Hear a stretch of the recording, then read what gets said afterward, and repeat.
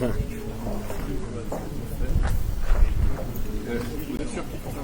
le micro il fonctionne.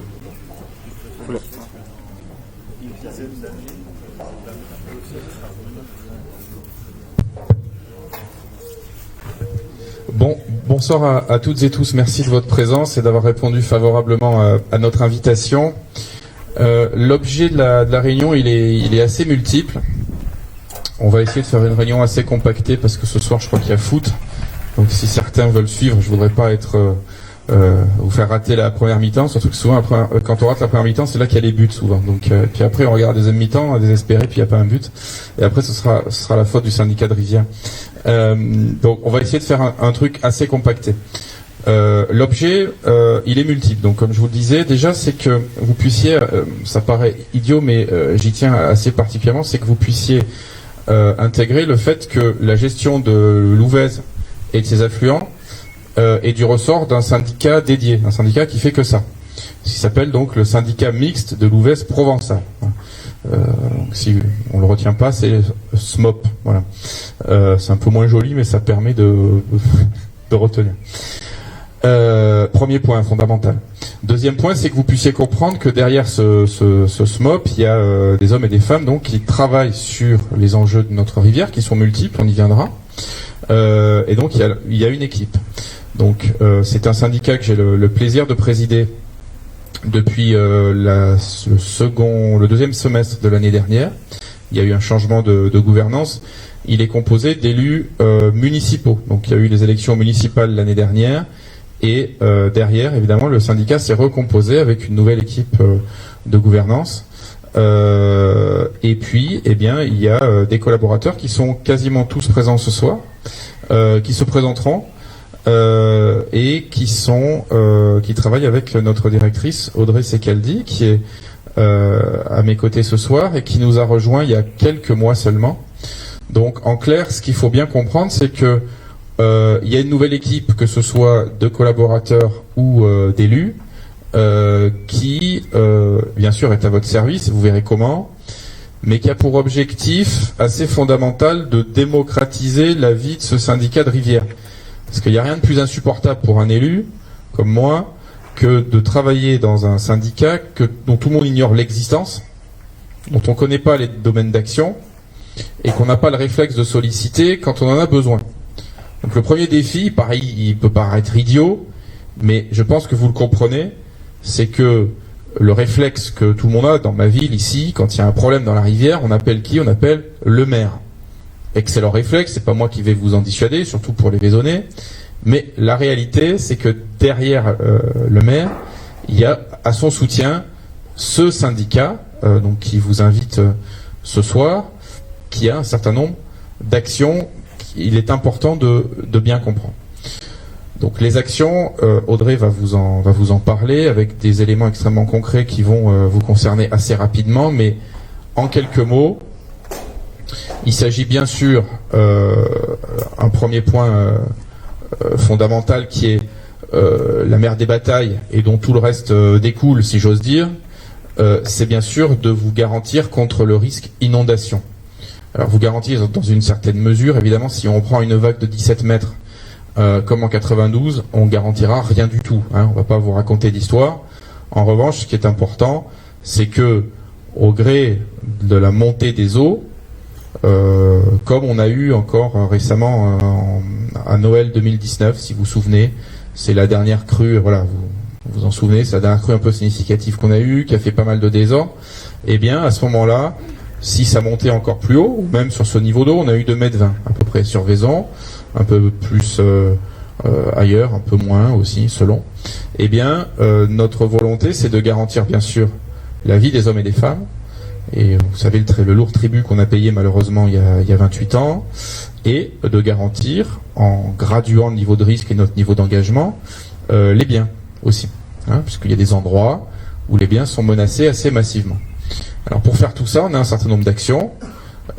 Première des actions, vous la connaissez par cœur, c'est l'entretien de la rivière, avec un enjeu qui a été posé volontairement dans le courrier d'invitation, mais Audrey vous rassurera sur ce sujet. Elle a voulu faire une blague. Moi, je voulais surtout pas qu'elle le fasse.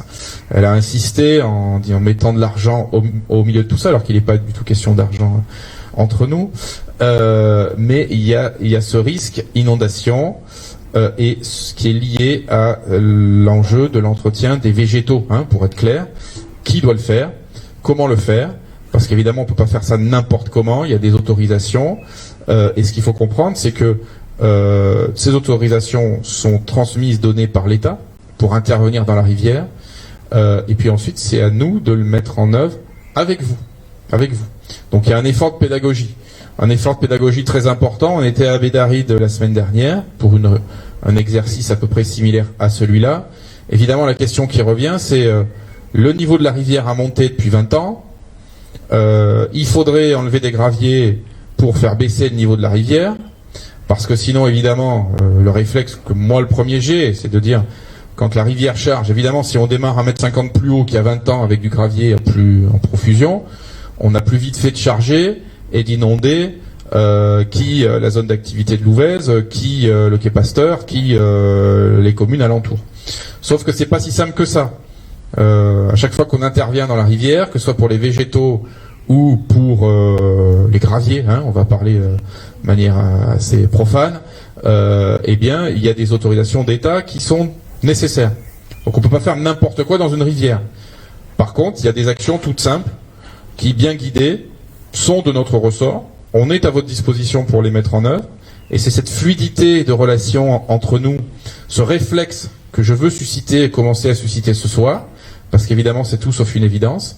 Il y a des choses que vous pouvez faire par vous-même, et j'avais été assez surpris de voir au tout début de ma prise de fonction, on était allé dans la vallée du Toulourenc, et on voyait des riverains qui étaient apeurés, complètement apeurés, à l'idée de toucher à un arbuste à proximité du lit de la rivière, à l'idée d'abattre un arbre, n'en parlons même pas. Ce qu'il faut bien comprendre, c'est que il y a des choses qui sont évidentes et que vous pouvez faire si vous le souhaitez. Alors la difficulté, c'est qu'évidemment, on est de moins en moins équipé pour le faire. Il y a 50, 60 ans, il y avait plus d'agriculture dans notre secteur, et il y avait plus de capacité à entretenir le lit de la rivière. Aujourd'hui, effectivement, moi le premier, si je devais m'attaquer à l'entretien du lit de la rivière, je pense que je friserais le ridicule. Mais certains d'entre vous peuvent le faire encore, savent le faire, et guidés par l'ensemble de notre équipe, eh bien, on est capable d'être plus efficace. Donc, en quelques mots, voilà ce qu'on souhaite vous dire ce soir. On pourra se rencontrer à nouveau, évidemment.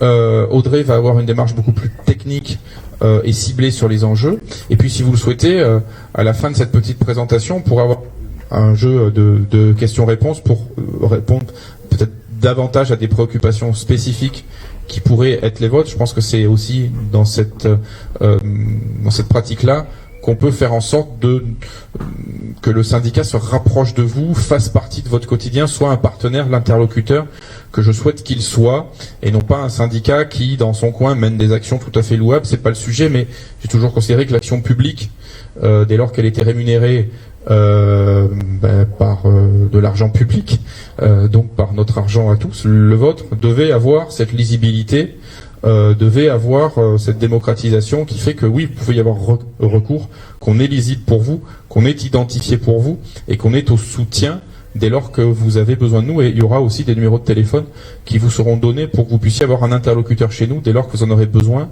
Et je conclurai par un point précis, c'est que effectivement les mairies sont notre relais.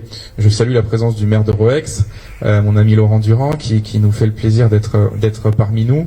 On est allé chez toi assez régulièrement, on y reviendra. Évidemment, on a, si vous voulez, 2 collaborateurs qui sont sur le terrain tous les jours, mais on a aussi la capacité à obtenir des informations, que ce soit descendantes, qu'on a à faire passer auprès de vous, ou alors que vous souhaitez nous transmettre. Et les maires, évidemment, sont des relais privilégiés pour fluidifier cette relation que j'appelle très clairement de mes voeux avec l'ensemble de celles et ceux qui sont à mes côtés.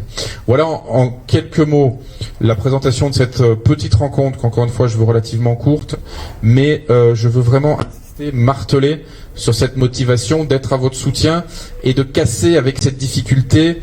On ne sait pas que faire sur les questions relatives à Louvèze ou à ses affluents.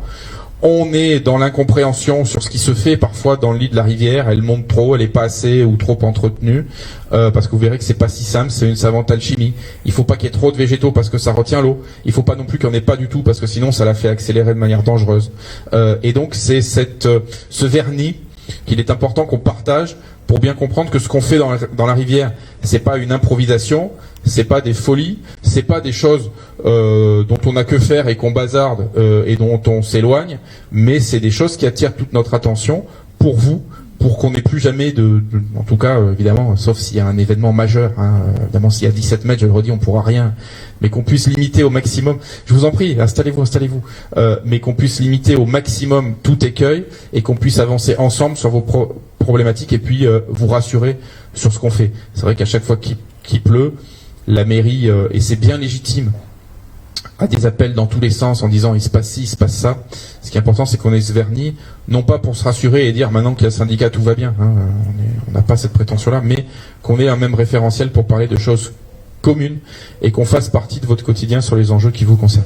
Merci de votre attention et sans plus tarder, je laisse la parole à notre directrice Audrey Secaldi qui va vous parler donc de ces éléments de manière plus précise et bien sûr plus technique pour être sur du concret.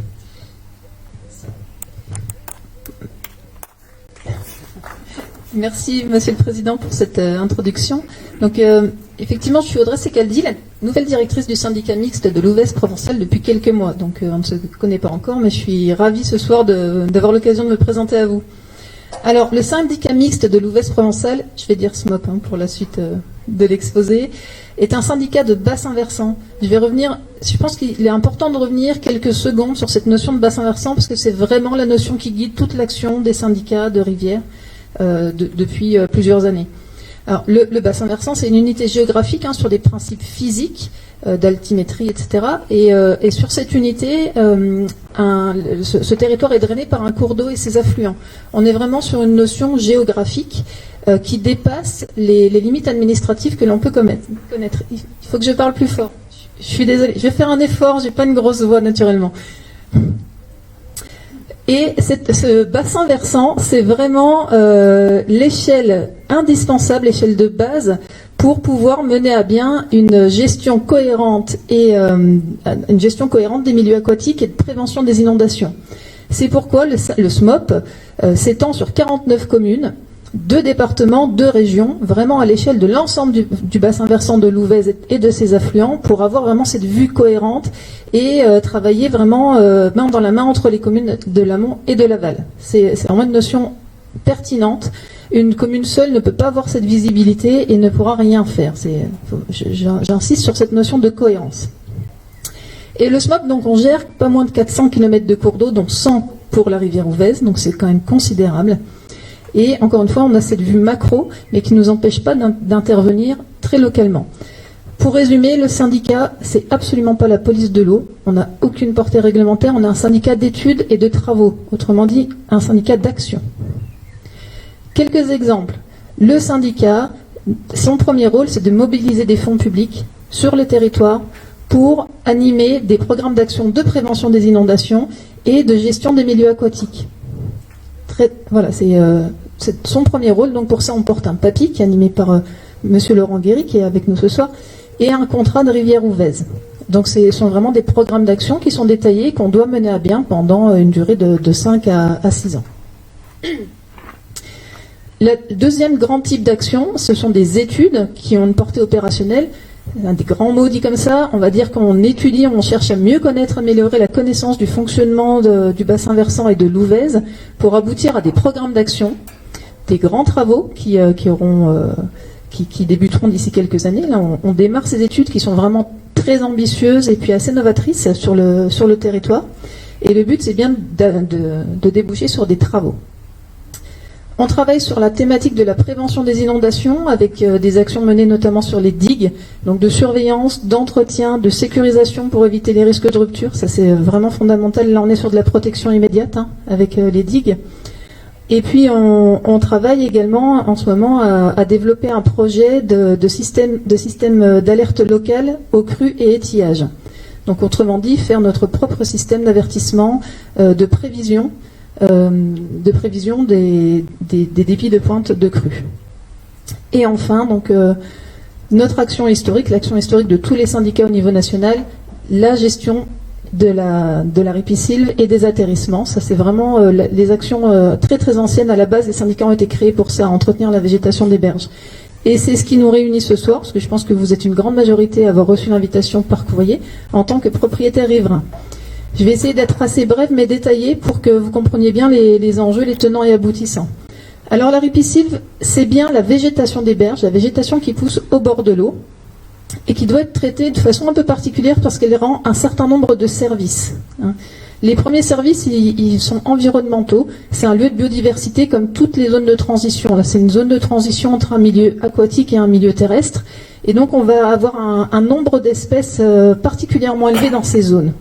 Donc, à ce titre-là, je pense que vous avez tous entendu parler un petit peu des enjeux climatiques en ce moment. À ce titre-là, ce sont des zones à préserver. Le deuxième service rendu par cette ripisylve, c'est la stabilisation des berges et la lutte contre l'érosion. Les arbres, la végétation, donc les arbustes, les arbres et les herbacées, vont développer un système racinaire qui a une capacité vraiment très forte à maintenir le terrain en place et à résister même à des crues relativement puissantes. Bien sûr, hors crues exceptionnelles. Donc, comment lutter contre les érosions de berges, les plus fréquentes? Ma foi, si on a une berge qui est profilée en pente et qui est bien végétalisée, elle aura beaucoup plus de facilité à résister à l'érosion, à la force tractrice du cours d'eau. C'est important pour ça d'avoir une ripisylve qui soit jeune, dynamique et qui soit bien entretenue. Un autre avantage, c'est un rôle de filtre pour les pollutions. Je vous ai parlé tout à l'heure de milieu de transition qui est capable de filtrer les pollutions qui arrivent du bassin versant. Donc un filtre par action mécanique, par dégradation biogéochimique et puis également absorption. Voilà. Ça, ce sont tous des services rendus par la ripisylve et qu'il convient vraiment de maintenir. C'est des services rendus à la société. Alors entretenir la ripisylve, de quoi on parle très exactement? Eh bien, c'est des abattages d'arbres. Abattre les arbres qui sont vieux, qui sont mûrs, et qui risque de tomber dans le cours d'eau et en tombant, arracher une partie de la berge, du coup faire une zone de fragilité dans laquelle le cours d'eau va s'engouffrer, très clairement, et puis éroder la berge.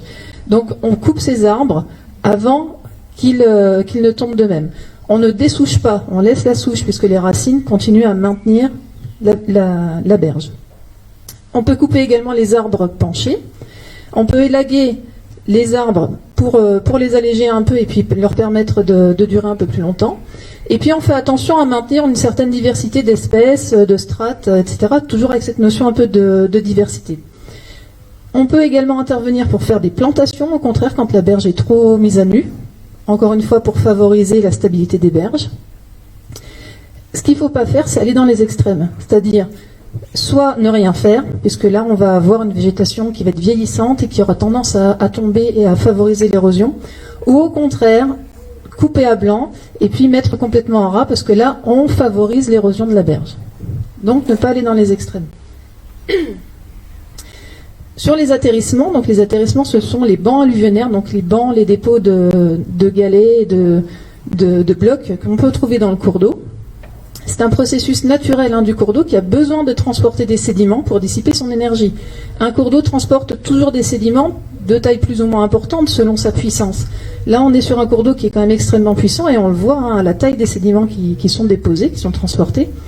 Et il faut quand même que la crue soit d'une certaine importance pour pouvoir transporter les matériaux.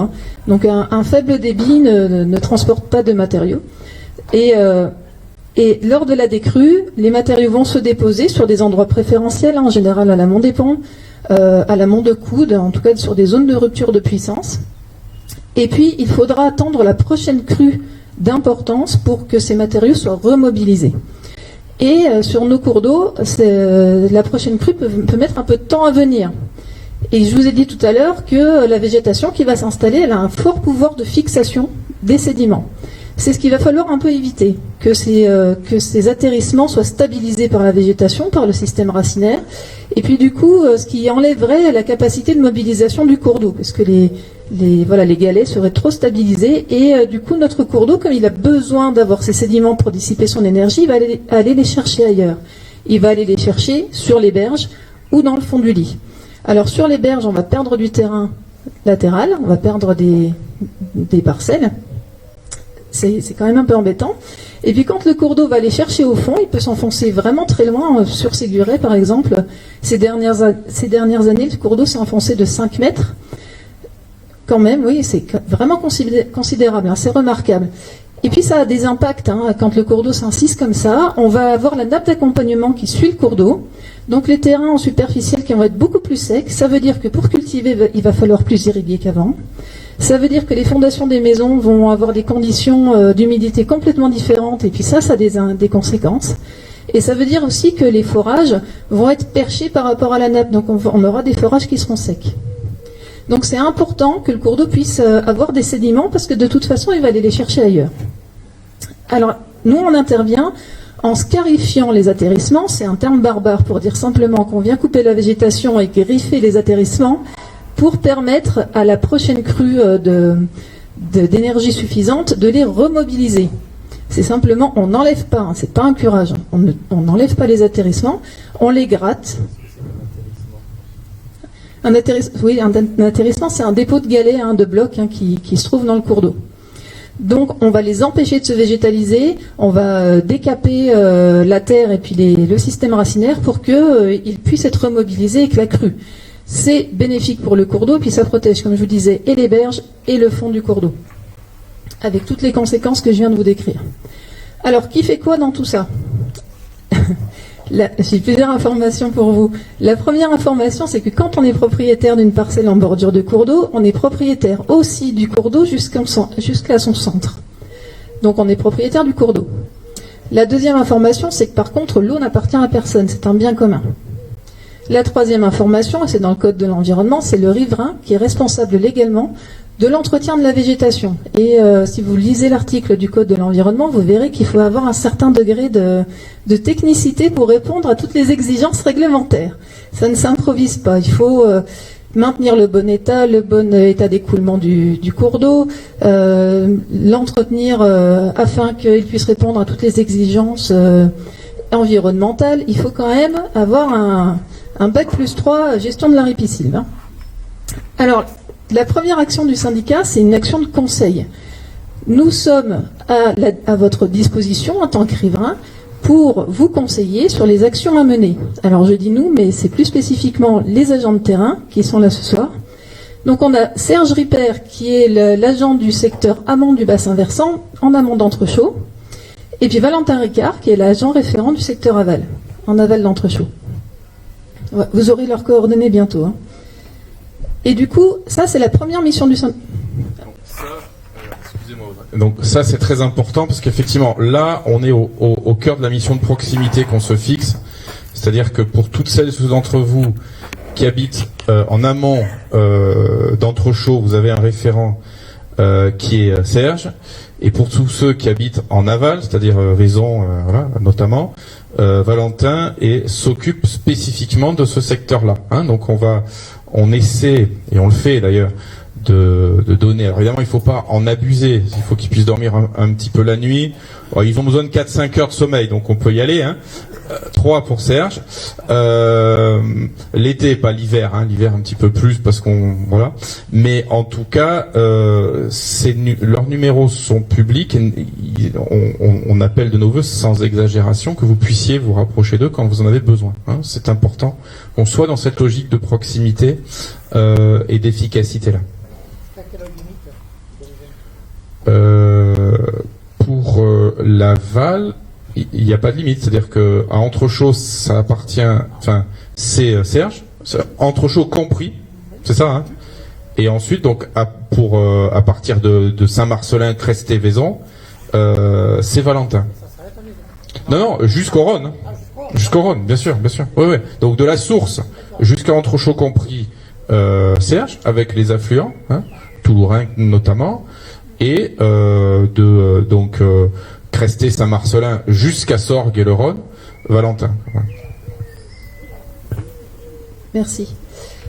Et j'en viens du coup à la deuxième mission du syndicat, c'est la capacité à se substituer aux propriétaires riverains quand les enjeux sont d'intérêt général. Donc pour ça, on dépose un dossier de déclaration d'intérêt général. Là, on voit le cadrage des missions du syndicat. Vraiment, on peut se substituer à un intérêt privé uniquement quand les enjeux dépassent le cadre de l'intérêt privé. Donc ça veut dire toutes les missions environnementales dont je vous ai parlé, la prévention des inondations, très clairement. Et c'est ce qui nous réunit ce soir, puisque vous avez reçu un courrier qui s'adresse typiquement à ce cas de figure. Le syndicat, en tant que collectivité territoriale, peut se substituer aux riverains dans sa responsabilité de bon entretien de la végétation et des atterrissements. Cette action-là a plusieurs conséquences. C'est déjà que le syndicat donc, a fait un diagnostic de terrain, donc nos deux compères ont fait un diagnostic de terrain pour voir les parcelles sur lesquelles l'action du syndicat est indispensable. Et puis le dépôt d'un dossier de demande d'autorisation préfectorale qui est en cours de traitement. Donc plusieurs conséquences pour vous, riverains. La première conséquence, c'est que les travaux seront réalisés par le syndicat et à la charge financière du syndicat, avec des aides publiques de l'agence de l'eau, des départements, et puis certainement des fonds européens par Natura 2000. Donc il y aura 0 reste à charge à payer pour les riverains. Tout est pris en charge par le syndicat. À la limite, vous ne le verrez même pas, ni d'un point de vue administratif, ni d'un point de vue financier. Vous le verrez concrètement les équipes intervenir sur le terrain, par contre. La deuxième conséquence, c'est que il vous faudra laisser passer les engins et puis les agents du syndicat. Bon, ça me semble assez logique. Mais c'est du réglementaire, je dois vous le dire. Mais bon, c'est assez logique. La troisième conséquence, c'est que comme il y a de l'argent public qui va être investi sur un terrain privé, votre droit de pêche en tant que riverain sera rétrocédé automatiquement à l'association de pêche locale ou à la fédération de pêche départementale pour une durée de 5 ans. Et la dernière information que j'ai à vous donner, c'est que dès la semaine prochaine, vous recevrez un deuxième courrier qui reprendra par écrit toutes les informations que je viens de vous livrer à l'instant, ainsi qu'un bulletin de réponse. Vous donnez votre autorisation pour que le syndicat intervienne sur votre parcelle dans les conditions que je viens de vous décrire, ou vous n'autorisez pas et la responsabilité reste chez vous en tant que riverain. Voilà. Et je vous invite à nous renvoyer dès que possible ce bulletin. Merci beaucoup. Je suis à votre disposition si vous avez des questions. Déjà ?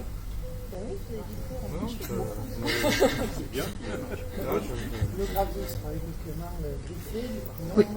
Le gravier est griffé, non enlevé. C'est pas du tout la même opération d'un point de vue et réglementaire et technique. Là, l'objectif, c'est de le gratter juste avant les crues automnales pour donner une chance à la crue, s'il y en a une d'énergie suffisante, de la prendre, quoi.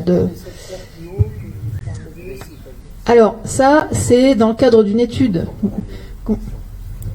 Alors, la question était, est-ce que sur les atterrissements, on ne fait que gratter ou on enlève? Donc non, on n'enlève pas, c'est pas du tout la même opération. Et pour le cours d'eau et d'un point de vue réglementaire, c'est extrêmement...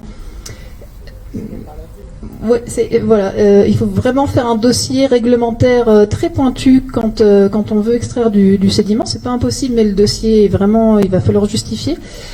Par contre, l'opération qu'on vous propose de mener, qui est de venir gratter, enlever la végétation et gratter, décompacter l'atterrissement pour que la prochaine crue puisse l'enlever, c'est assez simple à mener. C'est impressionnant, hein, parce que c'est quand même des gros engins qui viennent sur l'atterrissement, mais c'est vraiment bénéfique pour le milieu. On a une grosse étude là, vraiment d'envergure qui va débuter en fin d'année et qui nous permettra justement de faire un petit peu le bilan de santé de la rivière, faire un peu le bilan des zones qui montent au niveau du fond du lit, les zones qui s'exondent, hein, donc où la rivière dépose des sédiments. Il y a des zones au contraire comme à Séguré où elle s'enfonce, et puis voir un petit peu, essayer de comprendre le mécanisme qui est en jeu, parce que vous avez vu, ça a des conséquences hein, dans la vie quotidienne des riverains, et trouver des solutions, surtout mener des actions pour y remédier.